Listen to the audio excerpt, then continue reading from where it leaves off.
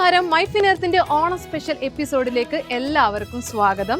നമ്മളിപ്പോൾ നിൽക്കുന്നത് മട്ടാഞ്ചേരിയിലുള്ള കോച്ചേരി എന്ന് പറഞ്ഞിട്ടുള്ള സ്ഥലത്താണ്.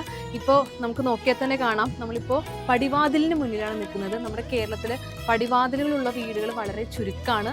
ഇതിനൊരു പ്രത്യേകത തന്നെ നോക്കിയാൽ വർഷം 12, മാസം 12, ദിവസം 12, മണി 12, മിനിറ്റ് 12, നിമിഷം 12. വളരെ എന്തൊക്കെയോ പ്രത്യേകതയുള്ള ഒരുപാട് എക്സൈറ്റിംഗ് ആയിട്ടുള്ള ഒരുപാട് കാര്യങ്ങളുള്ള ഒരു വീടാണിതെന്ന് മനസ്സിലായി.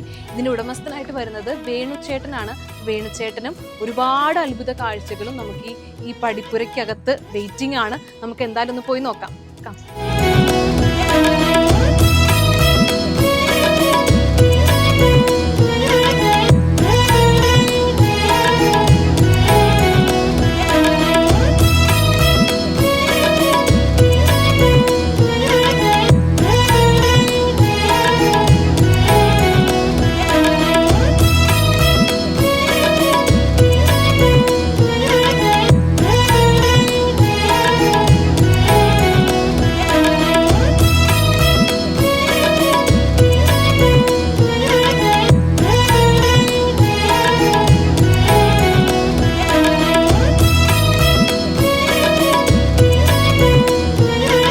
നമസ്കാരം ചേട്ടാ. നമസ്കാരം. ഇതാണ് നമ്മുടെ വേണുചേട്ടൻ. അപ്പൊ ആദ്യമേ തന്നെ മൈഫിൻ ടിവിയുടെ എല്ലാവിധ ഓണാശംസകളും. ഇങ്ങനൊരു അത്ഭുത വീട് സൃഷ്ടിച്ച ഒരു വ്യക്തിയാണ് നമ്മുടെ വേണുചേട്ടൻ. അപ്പൊ ഗോകുലം എന്നാണല്ലേ വീടിന്റെ പേര്? ഗോകുലം എന്നാണ്. ഇവിടെ ഗോകുലം എന്നുണ്ട്, അതുപോലെ തന്നെ ഇവിടെ പ്ലാക്കുറിശി ഇല്ലം എന്നുണ്ട്. ചെല്ലപ്പേര്. അതായിട്ട് വീടിനൊരു ചെല്ലപ്പേര് നമ്മൾ കാണുന്നത്. നമ്മുടെ വീട്ടും പേര് കുടുംബപ്പേരായിട്ട് വന്നത് ഗോകുലം. അത് കഴിഞ്ഞിട്ട് നമ്മുടെ ചെല്ലപ്പേരാണ് പ്ലാക്കുറിശി ഇല്ലം. നമ്മളിപ്പോ നിൽക്കുന്നത് മുഖമണ്ഡപം. പടിപ്പുര കഴിഞ്ഞാലും മുഖമണ്ഡപം. അത് കഴിഞ്ഞിട്ടാണ് പൂമുഖം വരുന്നത്. പൂമുഖം അവിടെ അങ്ങനെ ഓർഡറിലാണ് പണിതേക്കുന്നത്. ഇപ്പൊ ഇത് തന്നെ കാണാൻ വേണ്ടി ഒത്തിരി ഉണ്ടെന്ന് എനിക്ക് തോന്നുന്നു. ഇത് ഇത്തിരി കുറച്ച് വർക്ക് ചെയ്തിട്ടുണ്ട്. ഇത് ഈ മുഖമണ്ഡപം ആണിത്. അത് ഓരോ ആൾക്കാരെ ഓരോ കൾച്ചർ അനുസരിച്ച് ഓരോ ആൾക്കാരെ ഓരോ സ്ഥലത്തെ നിർത്തുള്ളൂ. പണ്ടുള്ള ആചാരം, ഇപ്പോഴത്തെ കഥയല്ല പറഞ്ഞത്. അപ്പൊ പടിപ്പുര കഴിഞ്ഞാൽ നെക്സ്റ്റ് മുഖമണ്ഡപം കഴിഞ്ഞാൽ പിന്നെ പൂമുഖം. 3rd stage. 4th സ്റ്റേജാണ് അകത്തളത്തിൽ കയറുന്നത്. അകത്തളത്തിൽ കയറണമെങ്കിൽ കുടുംബക്കാരൻ മാത്രമേ അകത്തളത്തിൽ കയറാറുള്ളൂ. അങ്ങനെയാണ് അങ്ങനെ പണ്ടത്തെ ആചാരങ്ങൾ. ലൈറ്റ് ഉണ്ടല്ലേ? ഇത് ലൈറ്റ് ഉണ്ട്. ഇതൊക്കെ പഴയ വിളക്കെന്നാ പറയുന്നത് അല്ലേ? ഒരു വീടല്ല 100 വീട് ചേർന്ന. അല്ല, ഇത് ഞാൻ 3 ഇല്ലങ്ങൾ പൊളിച്ചെടുത്തിട്ടുണ്ടായിരുന്നു. എല്ലാം പഴയ മരങ്ങളെ 100-150 കൊല്ലം ബാക്കാണല്ലേ. അപ്പൊ അതിനകത്ത് കംപ്ലീറ്റ് പൂമച്ചൊക്കെ ഉണ്ടായിരുന്നു. സാധാരണ മച്ചല്ല, അത് കൊത്തുപണി ചെയ്ത വർക്കുള്ള സാധനങ്ങളാണ്. ഇപ്പോഴുള്ള കാലഘട്ടത്തിൽ അത്രയും രീതിയിൽ പണിത് തീർക്കാൻ പറ്റില്ല എന്നല്ല. ഒന്നാമത് ഇത് അന്നത്തെ ആൾക്കാരെ നമിച്ചേ പറ്റൂ. കാരണം ആകെ ഉളിയും കൊട്ടോളിയും ചിറ്റിയും കൊണ്ടുള്ള പണിയാണ് കംപ്ലീറ്റ്. ഇപ്പൊ ഈ കുറെ മെഷീനറിയും കാര്യങ്ങളും കമ്പ്യൂട്ടറൈസ് ചെയ്ത് അതിന് അന്നത്തെ എഞ്ചിനീയറിംഗ് എന്താ പറയേണ്ടതെന്ന് വെച്ചിട്ടുണ്ടെങ്കിൽ അവരെയൊക്കെ സാഷ്ടാക്കം നമസ്കരിച്ചേ പറ്റില്ല. അതെങ്കിൽ ശരിക്കും പറഞ്ഞാൽ അതിന്റെ ഒരു പീസ് പോലും നമുക്കിപ്പോ ചെയ്യണമെങ്കിൽ നല്ല ലാബർ വരും. അന്നത്തെ കാലഘട്ടത്തിൽ കഞ്ഞി കുടിക്കാൻ ഇല്ലാത്ത കാലഘട്ടത്തിൽ വലിയൊരു സാമ്പത്തിക ശേഷിയുള്ള ആൾക്കാരായിരിക്കും. അപ്പൊ അവരുടെ പറമ്പിലുള്ള മരങ്ങൾ വെട്ടിയെടുത്ത് അതനുസരിച്ച് ഇത് മരങ്ങൾ തന്നെ ഈ വിളഞ്ഞ മരങ്ങൾ എടുക്കും. ഈ മരത്തിന്റെ തടിയില് വിളവുള്ള മരങ്ങൾ മാത്രമേ ഉപയോഗിക്കാറുള്ളൂ. അത് ദീർഘായുസ് ഉണ്ടാവും. അതേപോലെ തന്നെ ഈ വീടിന് കംപ്ലീറ്റ് മരങ്ങൾ മേലുകീഴ് വെച്ചിട്ടാണ് പണിതേക്കുന്നത്. മേലുകീഴ് എന്നെങ്കിൽ മരം എങ്ങനെ നിൽക്കുന്നു അതേപോലെ ആ പീസുകൾ എടുത്ത് വയ്ക്കുള്ളൂ. ഇല്ലാണ്ട് ഇപ്പൊ എല്ലാ ഓരോ സാധനങ്ങളെ പുതിയത് പ്ലെയിൻ ചെയ്തൊക്കെ വരുമ്പോ അറിയില്ല. ഇപ്പൊ കട്ട്ലേറ്റിന്റെ തലകുത്തിയായിരിക്കും ഇരിക്കുന്നത്. അത് മേലുകീഴ് പണിയുന്ന പണിക്ക് ദീർഘായുസ് ഉണ്ടാവും എന്നാണ് അതിന്റെ ശാസ്ത്രം. അപ്പൊ ഞാൻ അതിനൊന്നും മായം ചേർക്കാതെ ഞാൻ ആ രീതിയിൽ തന്നെയാണ് ഇപ്പൊ ഇത് ചെയ്തേക്കുന്നത്. എന്തായാലും നമ്മുടെ ഗോകുലത്തിന്റെ അത്ഭുത കാഴ്ചകൾ കാണാൻ വേണ്ടിയിട്ട് നമ്മളിങ്ങനെ ആഗ്രഹിച്ചിരിക്കുകയാണ്, എക്സൈറ്റിംഗ് ആയിട്ടിരിക്കുക. എന്തായാലും കാണാം.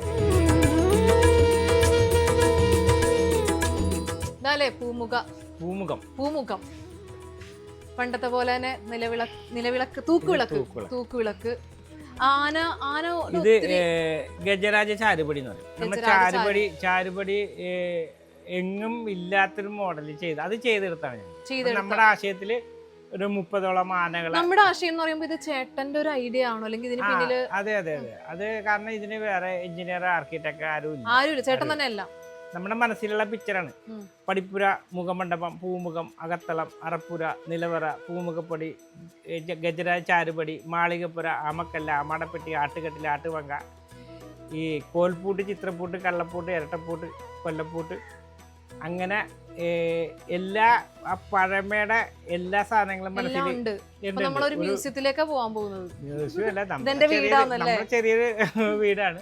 ഒരുപാട് കാര്യങ്ങൾ കാണാനുണ്ട്, ചോദിക്കാനുണ്ട്. ഇത് നമ്മുടെ ചെറുപ്പം മുതലുള്ള ഒരു ആഗ്രഹമായിരുന്നു, ഇങ്ങനത്തെ ഒരു വീട് വയ്ക്കുക.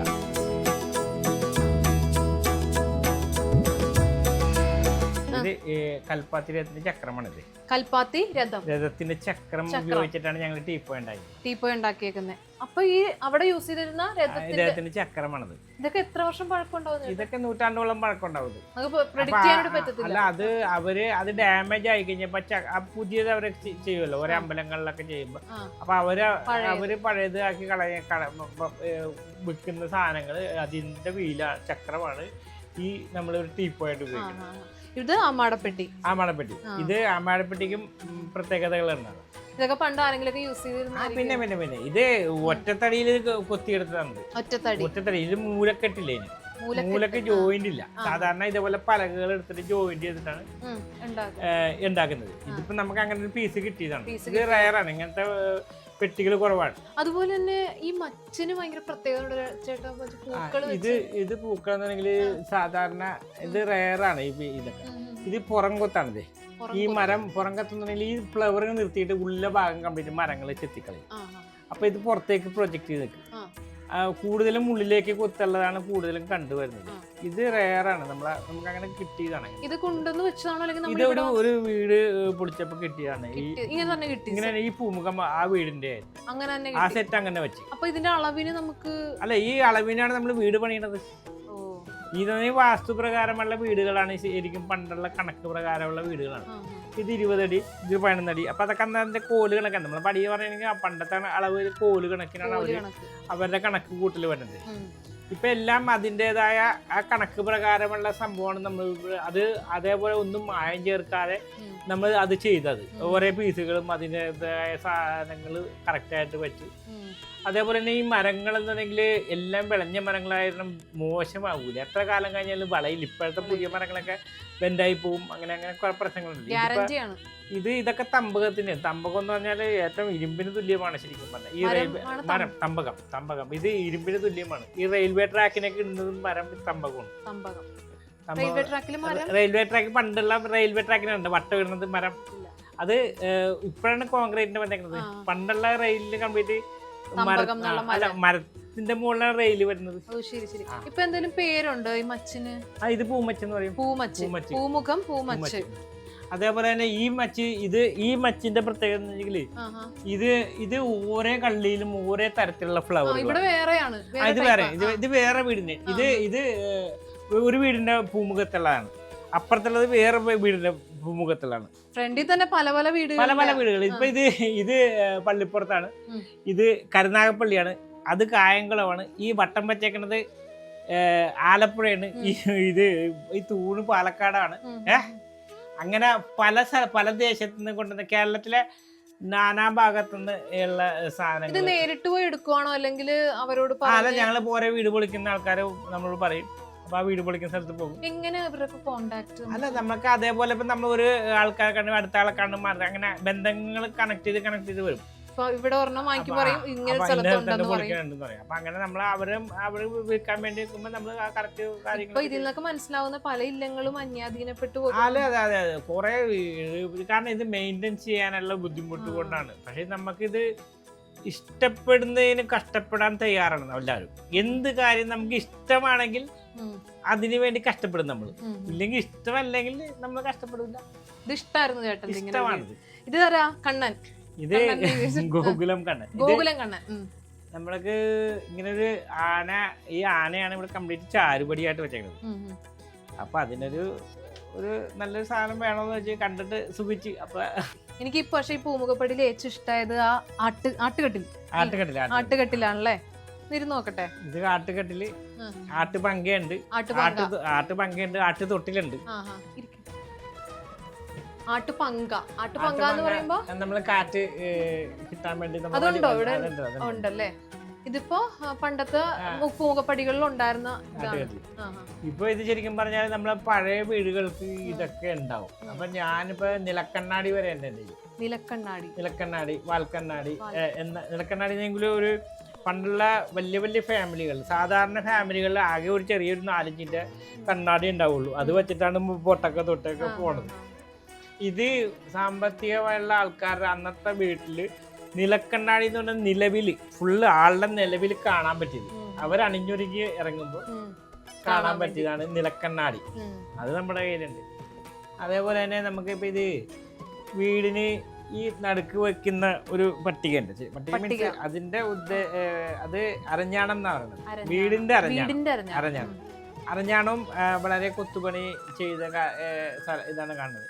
ഇത് എൻ്റെ വീട്ടിൽ കാണുന്നത് വളരെ റെയറായുള്ള ഒരു അരഞ്ഞാണ ചാർട്ട്.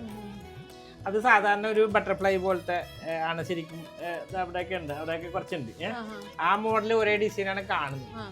ഇപ്പൊ ഒരു പുരാതനമായ വീടുകളിൽ നിന്ന് കിട്ടിയ ഒരു ഹിന്ദു പുരാണത്തിന്റെ ഓരോ സബ്ജക്റ്റ് കൊത്തി വെച്ചേക്കുന്നുണ്ട്. അത് തന്നെ സന്യാസി ഒറ്റക്കാലിൽ തപസ് ചെയ്യുന്നത്, അങ്ങനെ കുറെ നമ്മുടെ ഈ കൊത്തുപണിയുണ്ട്. അത് ഈ ഏറ്റവും വലിയ കൊത്തിനല്ല പ്രാധാന്യം, വലിയ ബിംബം ഉണ്ടാക്കുന്നതല്ല. ആകെ 2 ഇഞ്ചിനകത്ത് 3 ഇഞ്ചിനകത്ത് ചെറിയ രൂപങ്ങൾ കൊത്തുന്നതാണ് ഏറ്റവും വലിയ ടാസ്ക്. അതിനാണ് മാർക്കറ്റ് കൂടുതൽ. കാരണം ഈ 1/2 ഇഞ്ചിനകത്ത് കംപ്ലീറ്റ് ആനയുടെ ചങ്ങല, നഖം എല്ലാം ചെയ്യണം. അത് ചെയ്യലാണ്. അതേപോലത്തെ നമ്മുടെ അറിഞ്ഞാണ് ചാർട്ടിൽ നമ്മളെ കുത്തി വെച്ചിട്ടുണ്ട്. ഞാൻ ചോദിക്കട്ടെ, ഇത് പഴയ വീടുകളിൽ നമ്മൾ ഇവിടെ കൊണ്ടുവന്ന് വെക്കുന്നത്, പക്ഷെ ഇതിന്റെ പണി അറിയുന്ന ആളുകൾ വേണ്ടി ഇത് വെക്കാൻ അല്ല, അത് നമുക്ക് ചെയ്യാൻ പറ്റും. നമ്മള് ഇപ്പൊ ഓരോ 100ഓളം വീടിന്റെ ഭാഗങ്ങൾ കൂട്ടിച്ചേർത്തിട്ടാണ് നമ്മൾ ഇത് ചെയ്യുന്നത്. പ്രത്യേകം പണിക്കാറുണ്ടോ ഇതിന്റെ പണി? ഇല്ല, നമ്മുടെ കൂട്ടുകാരൊക്കെ തന്നെ, നമ്മുടെ ഫ്രണ്ട്സ് ഒരു പത്മനാഭൻ എന്ന് പറഞ്ഞ ആചാര്യണ്ട്. അപ്പൊ അങ്ങനെ നമ്മളെ കുഞ്ഞുമോൻ എന്ന് പറഞ്ഞ കൂട്ടുകാരൻ. അപ്പൊ ഞങ്ങളൊരു ഫ്രണ്ട്സ് കുറച്ചൊരു കൂട്ടായ്മ ഉണ്ട്. നമ്മള് ഞങ്ങള് കൊച്ചിൻകാരന് വലിയ ഫ്ലോട്ട് അവതരിപ്പിക്കുന്നതോടൊപ്പം തന്നെ നമ്മളൊരു മൊത്തത്തിലൊരു കൂട്ടായ്മ, ഒരു നമ്മളെ സ്നേഹ സംഗമമുണ്ട്. അപ്പൊ അവര് ഫ്ലോട്ട് അവതരിപ്പിക്കാറുണ്ട്. അപ്പൊ ഞങ്ങൾ 20 കൊല്ലം ഫ്ലോട്ട് അവതരിപ്പിച്ചപ്പോ 15 കൊല്ലം നമ്മള് വിന്നറായിരുന്നു.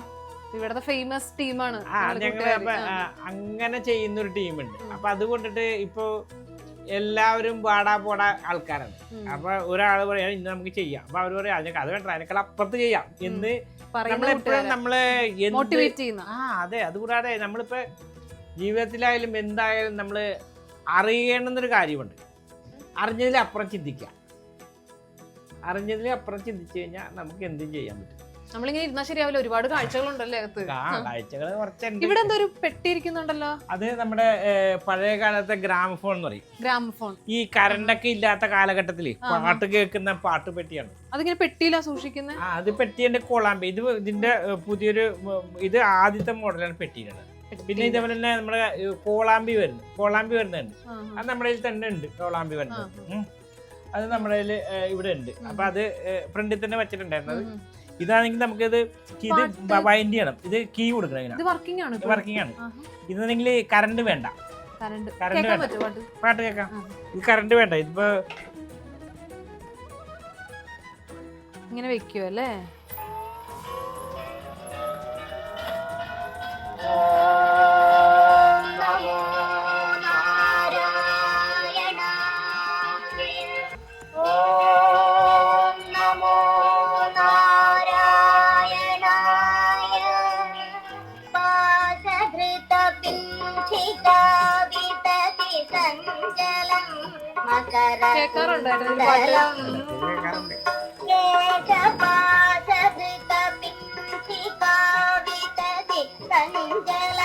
ഒരു കറണ്ടൊന്നും ഇല്ലാണ്ട് പാട്ട് കേൾക്കാം.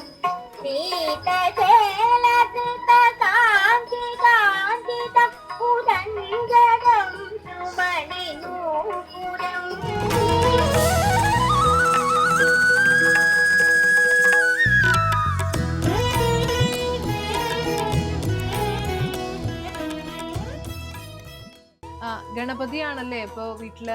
നമ്മള് ഇത് നമ്മളെ പൂമുഖപ്പടി ഇതാണ്. നമ്മൾ കിഴക്ക് പടിഞ്ഞാറായിട്ടാണ് പൂമുഖപ്പടി വരുന്നത്.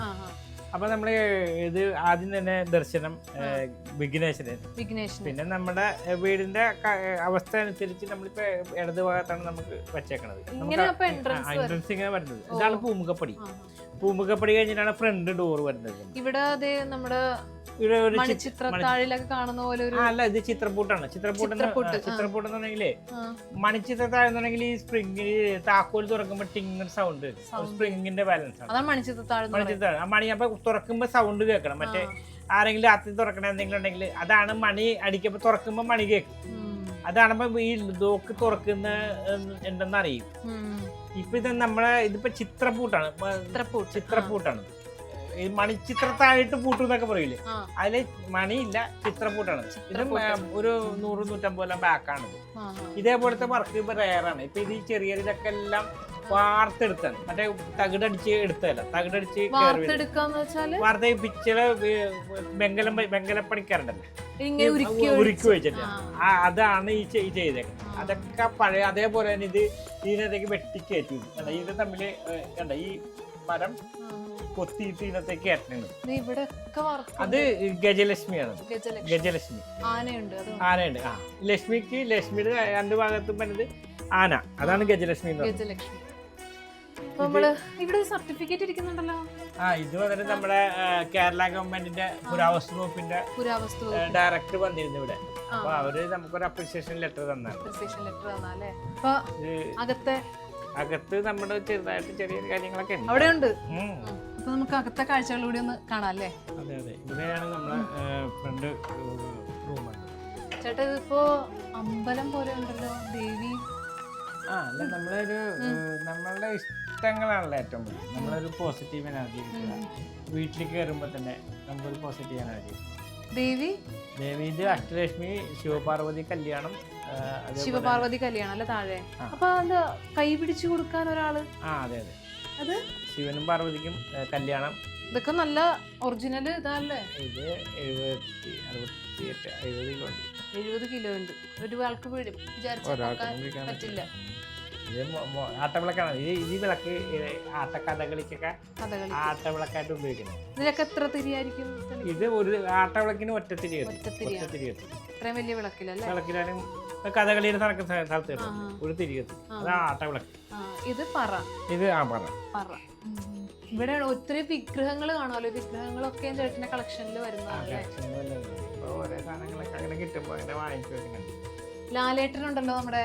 ലാലേട്ടൻ എന്ന് പറഞ്ഞാൽ നമ്മളെ ലാലേട്ടന് വേണ്ടി നമ്മള് ഒരു രക്ഷവണ്ടി, പഴയ കാലത്തെ ജപ്പാൻ ടോക്കിയോ മോഡൽ രക്ഷവണ്ടി എൻ്റെ ഉണ്ടായി. ഞാൻ ഉണ്ടാക്കിയെടുത്തായിരുന്നു. നാട്ടിലെങ്കിലും ഇല്ലാണ്ട് വന്നപ്പോൾ ഞാൻ ഉണ്ടാക്കിയെടുത്തിട്ടുണ്ടായിരുന്നു. അപ്പോൾ അത് ലാലേട്ടന് ഒരു ഷൂട്ട് സമയത്ത് കാണാനിടയായി. അപ്പോൾ ലാലേട്ടന് പറയുമ്പോൾ ഉണ്ടാക്കി തരണമെന്ന് പറഞ്ഞു. ഉണ്ടാക്കി കൊടുത്തു. അത് കഴിഞ്ഞിട്ട് പുള്ളിയുടെ ചങ്ങാതിയായ ജോസ് തോമസ്, ചോയ്സിന്റെ ഓണർ ജോസ് തോമസിന് ബർത്ത്ഡേ ഗിഫ്റ്റ് ജൂലൈ 16-ാം തീയതി ലാലേട്ടൻ പറഞ്ഞു. ലാലേട്ടൻ പറഞ്ഞിട്ട് ഞാൻ ചെയ്തു കൊടുത്തു. ലാലേട്ടനായിട്ട് എങ്ങനെ കണക്ഷൻ വരുന്നത്, എങ്ങനെ അറിയുന്നത്? ലാലേട്ടനെ ശരിക്കും പറഞ്ഞാൽ ഞാൻ കണ്ടുമുട്ടിയത് ബാബാ കല്യാണ ലൊക്കേഷനിൽ വെച്ചിട്ട്. അപ്പൊ ഞാൻ ഈ രക്ഷവണ്ടി അവരുടെ വേറെ ഷൂട്ട് സമയത്ത് വേറൊരു പരസ്യത്തിന്റെ ഷൂട്ടിന് വേണ്ടി എന്റെ രക്ഷപ്പെട്ടിട്ടുണ്ടായിരുന്നു.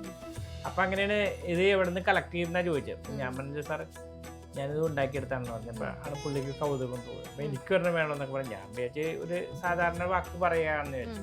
പക്ഷെ പുള്ളി വളരെ അത് സീരിയസ് ആയിട്ട് തന്നെ നമ്മളോട് പറഞ്ഞു. പുള്ളിക്ക് ഇതൊക്കെ ഇഷ്ടമുള്ള ആളാണ്. അതെ അതെ അതെ, പുള്ളി അത് ഇപ്പോഴും 2007 കഴിഞ്ഞ 8-ായപ്പോഴേക്കും നമ്മൾ ചെയ്തു കൊടുത്തു. ലാലേട്ടനായിട്ട് നല്ല സൗഹൃദമാണ്. ലാലേട്ടനായിട്ട് എപ്പോഴും നല്ല സൗഹൃദമാണ്. അവരുടെ ചാനൽ കൊണ്ട് സനൽകുമാർ സാറ് വരാന്ന് പറഞ്ഞിട്ടുണ്ടോ കഴിഞ്ഞ ആഴ്ച? അതെ, ലാൽ സാറ് വരാന്ന് പറഞ്ഞു. അത് തിരക്കെ കഴിയണം. തിരക്ക് എപ്പോഴാണ് കഴിയണമെന്ന് അറിയില്ല. നമുക്ക് അകത്തേക്ക്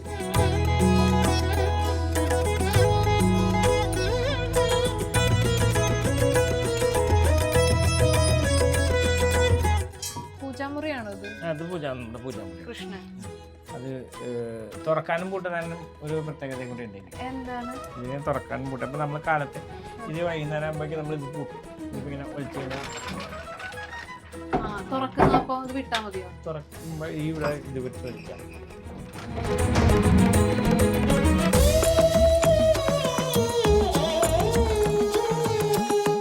അറിയത്തുള്ളൂ. കെടാവിളക്കാണ്.